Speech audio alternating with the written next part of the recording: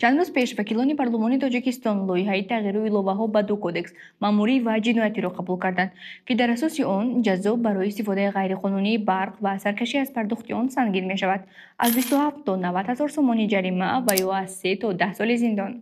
برای استفاده غیرقانونی برق و سرکشی از پرداخت پول آن کی را و در کدام حالت چند سومانی جریمه یا چند سال زندانی میکنند کوشش کردیم شرح دهیم.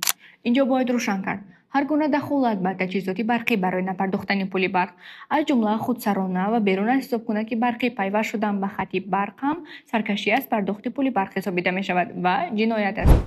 پیشنهاد مقرر نمودن جوابگری جنایتی برای استفاده غیرقانونی برق و نپرداختن پول آن روز 27 مارس در مجلس حکومتی کشور صادر داد.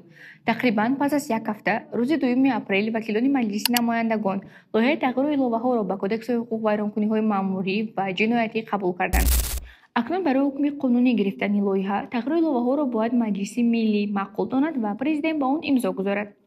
در حالت قبول شدن لایحه تغییرات برای استفاده غیرقانونی برق و سرپیچی از پرداخت حق آن از 27,000 تا 90,000 جریمه و یا از 3 تا 10 سال زندان پیش بینی می شود. هدف از تهیه لایحه‌های مذکور پرزور نمودن جوابگری شخصان واقعی، منصبدار و حقوقی برای استفاده غیر قانونی نیروی برق به حساب می روند.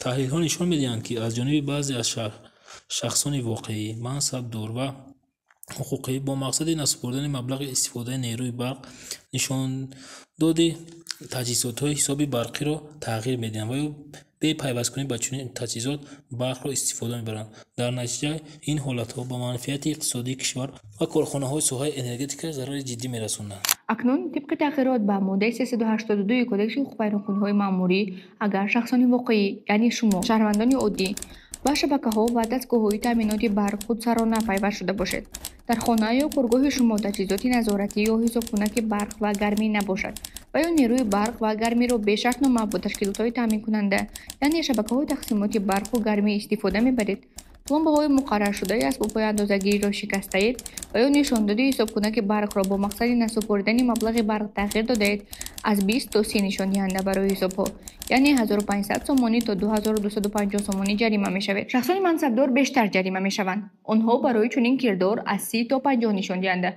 یعنی از 2250 سومانی تا 3750 سومانی و شخصان حقوقی یعنی کارخانه و تشکیلات‌ها از 200 تا 300 نشان دهنده یعنی از 15000 تا 22500 سومانی جریمه می‌شوند. قبلا جریمه برای چنین قاعده ویرانکنی برای شهروندان از 3 تا 5 نشان دهنده برای شخصان منصبدار از 15 تا 20 و برای کارخانه و تشکیلات از 100 تا 200 نشان دهنده مقرر شده بود. در کدام حالت جوابگری جنایتی پیش بینی شده است؟ اگر شهروند دوام 1 سال پس از تطبیق جزای مأموری دوباره به این کردار دست زند علاقه طبق کدکس جنایتی جزا داده می شود. اگر همین جنایت به مقدار کلان از جانب شخص با استفاده از مقام خدمتی یا از جانب گروه شخصان با مصلحت پیشکی صادر شده باشد جزا نیز پرزورتر می شود. جریمه به اندازه از 800 تا 1200 نشان دهنده یعنی از 60000 تا 90000 سومانی و یا زندان به مهلت از 3 تا 6 سال.